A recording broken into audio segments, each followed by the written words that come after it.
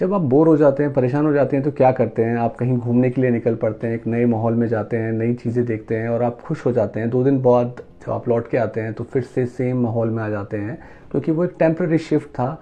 आपने अपने बाहर के स्ट्रेस वाले एनवायरनमेंट को, जहाँ आप रोज़ रहते हैं, बोरिंग, स्ट्रेसफुल, उस एनवायरनमेंट को चेंज किया और आप घूमने चले गए। पर जब आप लौट के आए तो फिर से उसी स्ट्रेस के अंदर आ गए कुछ दिनों के अंदर। इसी तरीके से आप जब अपने लाइफ में चेंज करना चाहते हैं तो आप 2 तरीके से कर सकते हैं।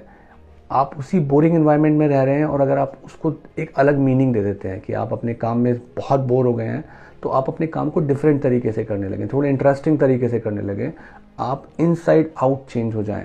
अपने आप को जब बोरिंग काम को कर रहे हो तो उसको कुछ इंटरेस्टिंग वे में सोचें, इंटरप्रिटेशन चेंज कर दें, तो भी चेंज पॉसिबल है। यानी कि जब आप बोर हो रहे हैं अपने घर पे, अपने काम में, तो या तो आप बाहर घूमने चले जाएं, तो टेम्पररीली आप अपनी फीलिंग और इमोशन को चेंज कर सकते हैं, या उस काम के बारे में थोड़ा डिफरेंट तरीके से, एंटरटेनिंग तरीके से सोचना शुरू कर दें, उसमें कुछ नया मिक्स मसाला कर दें जिससे कि वो आपको इंटरेस्टिंग लगने लगे अपना काम। तो भी अपने माइंड को, अपने ब्रेन को उस पर्टिकुलर बोरिंग काम के लिए आप चेंज कर सकते हैं। तो ये चीज़ जब बिहेवियर डिज़ाइन में आती हैं बातें, तो दोनों चीज़ें हैं कि आप जब चेंज होना चाहते हैं, एक नया इंसान बनना चाहते हैं, तो जिस वर्किंग एनवायरनमेंट में आप काम कर रहे हैं तो वहाँ पे भी कुछ चेंज ऐसे करें कि जो आपकी अलग अलग रियलिटी के लिए आपको मैसेज देता रहे। आप कुछ ऐसे पिक्चर्स लगा सकते हैं, कुछ पोस्टर्स लगा सकते हैं कि जो आपको बार बार देख के ये याद दिलाते रहें कि आप एक नई रियलिटी के लिए एफर्ट कर रहे हैं।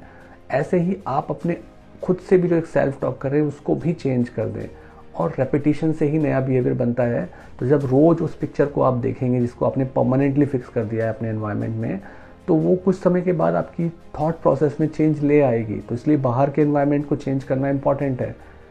इसी तरीके से जब आप रोज़ अपने बारे में सेल्फ टॉक से दोबारा बार बार खुद को एक एफर्मेशंस दे रहे हैं, तो धीरे धीरे रेपिटेशन से एक टाइम बाद उसमें भी चेंज आएगी। और जब ये दोनों इंटरप्रिटेशन बाहर के और अंदर के मिलेंगे और आपको खुद से अंदर से एक डेफिनेटिव चेंज फील होने लगेगा, तो रेपिटेशन के बाद वो चेंज परमानेंटली फिक्स हो जाएगा। तो दुनिया वैसी ही है, सिर्फ हम उसको अलग मीनिंग दे रहे हैं by changing our outside world and changing our inside world.